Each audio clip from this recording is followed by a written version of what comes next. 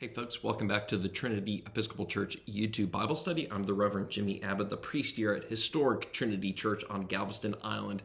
Today we are looking at a portion of Matthew chapter 18 that we'll read this Sunday, September 17th. I'll read the first line to you. Peter came and said to Jesus, "Lord, if another member of the church sins against me, how often should I forgive? As many as 7 times?" Jesus said to him, "Not 7 times, but I tell you 77 times."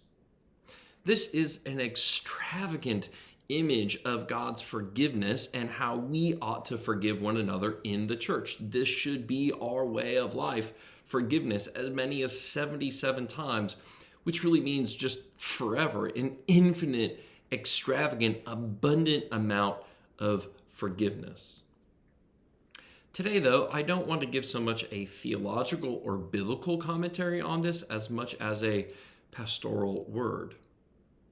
I do believe that this passage and others like it have been used in the church to sustain or promote unhealthy and abusive relationships. We could say, well, Jesus says it right there. We ought to forgive one another 77 times. We should forgive each other all the time, no matter what has been done. That, I think, is not right. Unhealthy or abusive relationships destroy the creatures of God, you and I. That doesn't mean that we can't forgive someone, but we can forgive while also holding someone accountable for what they have done or not done. That is my pastoral word to you today, is to not necessarily tie together forgiveness and accountability. We can forgive spiritually, theologically. We can seek God's forgiveness and receive that grace.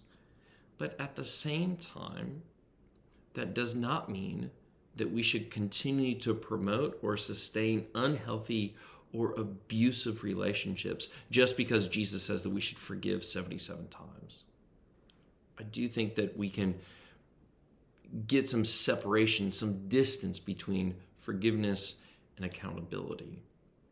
I'd love to hear what you have to say on that. I know it can be a tricky issue, and it's really a pastoral concern as much as it is a theological or biblical concern.